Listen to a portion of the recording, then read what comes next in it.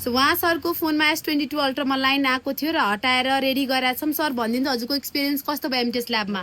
मलाई यस यहाँको कामहरू यहाँको मेहनतहरू देखेर एकदम खुसी लाग्यो। यस भन्ने टाइममा हिजो दिएको मोबाइल अब यो एक हप्ता भएको थियो मेरो लाइनिङ आएको।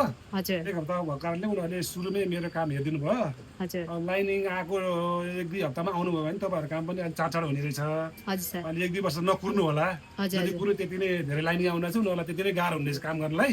हजुर सुरुमै रोग भनेको चाहिँ सुरुमै पत्ता लगायो भने चाँडो उपचार हुने जस्तै यो पनि अब लाइनिङ चाहिँ अब बेलामा सुरुमा आउने बित्तिकै आउनुभयो भने खर्च नि कम लाग्ने, उहाँको काम पनि एकदम राम्रो रहेछ, उनीहरूलाई पनि सजिलोसँग काम गर्न सक्ने रहेछन्।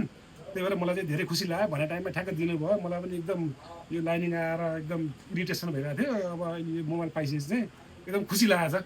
अब हेर्नु हजुर सर कस्टमरलाई के भन्न चाहनुहुन्छ एमटिएस ल्याबमा? म त्यही भन्छु कि अब तपाईँहरूको पनि यस्तो लाइन छैन आज ऊ आज भने तपाईँहरू एमटिएस ल्याब भिजिट गर्नुहोस् र यहाँ आउनुहोस्, यहाँको सर्भिस हेर्नुहोस्, अनि हुन्छ सबै कुरो हुन्छ। हजुरले त अरूहरूले बन्दैन भन्नुभएको थियो, के हो रहेछ? होइन होइन त्यो गलत रहेछ। मलाई त कति त्यो किनेको ठाउँमा गएर तपाईँले डिस्प्ले हेर्नु 32-40 हजारसम्म लाग्छ भन्नुभएको थियो।